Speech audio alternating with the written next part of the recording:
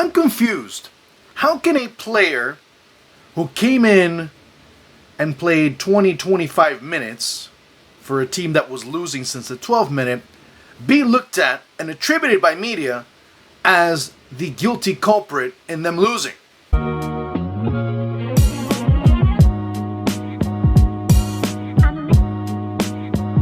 I don't know, you tell me. Bukayo Saka is the best argument that the English media can bring up in terms of them losing to Iceland? Is that what you're trying to tell me? Is that the bill of goods you're trying to sell to me? Or is that the agenda you're trying to bring across because it's easy for you to go after a player like Bukayo Saka and many other black players in English football? I think it's the latter. It is the latter. And some, like The Sun, even it's shocking to see that someone like the BBC would do something like that. Because there were a lot of other culprits. I didn't see the entire match. I saw about 80% of it. And I saw Phil Foden making a hell of a lot of mistakes. I saw Cole Palmer make a hell of a lot of mistakes. I saw Harry Kane make a hell of a lot of mistakes. And very few, they kind of appeared here and there. Harry messed up. Yeah, okay, my bad. Okay, fine. But I did not see that because out of all the reports that I saw, one of the faces that I continued seeing was Bukayo Saka. Now, Bukayo Saka is no stranger to this type of situation. I mean, if you have even middle-term memory, you remember the abuse that he took after missing the penalty in the final of the Euros last time around against Italy. I mean, he was 19, 18 at that stage of his career, and he ends up going and taking the penalty when nobody else did. Yeah, okay, fine. The ones that only miss the penalties are the ones that take them. But he got all sorts of abuse on social media. He got all sorts of abuse from the media in England. So we have to call it as is. Now, I can't say too much, or I could say a lot, and I don't want to, because I don't know. And that's why I'm saying it now. Because it seems completely unjust for a young player, a young individual that's representing their country, good, bad, or otherwise, to be taking that kind of abuse. Now, if he came in and played 20, 25 minutes, he played poorly, and say, hey, he played poorly, that's fine. Because as a journalist, as media, you have to tell things, despite how in some countries you can't, or it's very difficult to, because then you end up being labeled as you have an agenda, or you have something against the team, or you have something against that country. Then, well, that's a different story. You have to say, hey, they played good, they played bad. He played good, he played bad. But to take it to that level?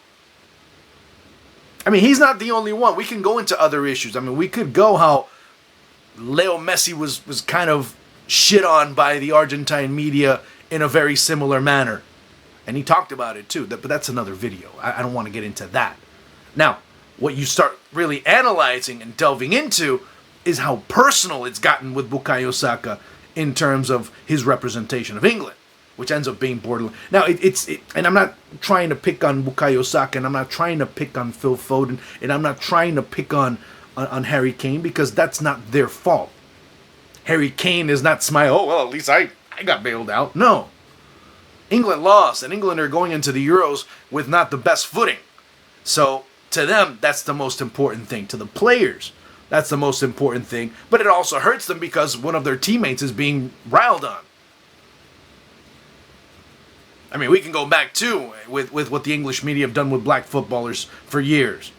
I mean, players that would go and buy their family houses, and in the media it would be portrayed as, being extravagant. Now, I mean, of course, we can't go any further than what happened with Raheem Sterling in terms of media. You can like Raheem Sterling, you cannot like Raheem Sterling, you can think he's a great footballer, you can think he's a bad footballer, but what he's gone through in media as well, that's also disgusting. And going back to my previous point, which I cut off, players would go buy their families' houses, a black player, or a minority player in England, it's happened in the U.S. too. So, they kind of know how to cover it up a little bit more.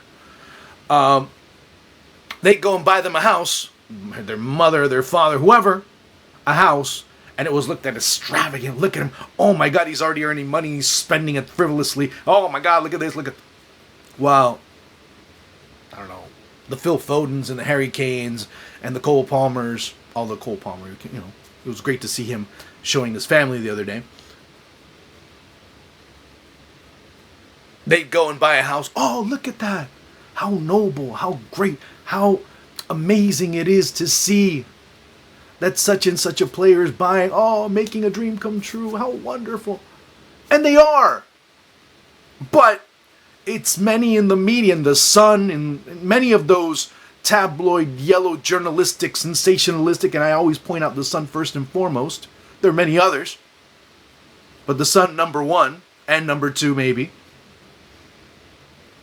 They come out and do that. They weaponize those noble characteristics in some to point it against another and really make it a negative thing. So it ends up being a truly disgusting act when it comes to media, and that's, again, why many are so disappointed in the way media, not just in the UK, I'm talking about in general, how the weaponization of positive things ends up being used upon against another, and how just being there. I mean, mind you, Jan Dugar Thorstensen scores in the 12th minute. Bukayo Saka doesn't come in. I think it was until the 65th or 70th minute of play. Something like that. I don't remember. Let me see real quick. Hold on. 65th minute. What impact did he have for the first 64? None. He wasn't on the pitch. And yet, based on the last 25, where England didn't do anything, or basically didn't do anything, it was his fault. But they hadn't done anything in 64 previous.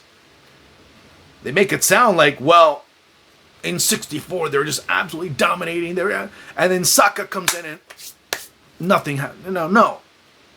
Saka didn't come in and flatlined. England were already flatlined as a team in that match.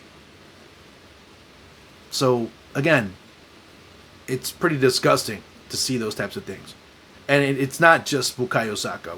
Fill in the blank and it's relevant. Add X or Y player and it ends up being relevant. So that's basically that's all you had to say. All right? Talk to you soon.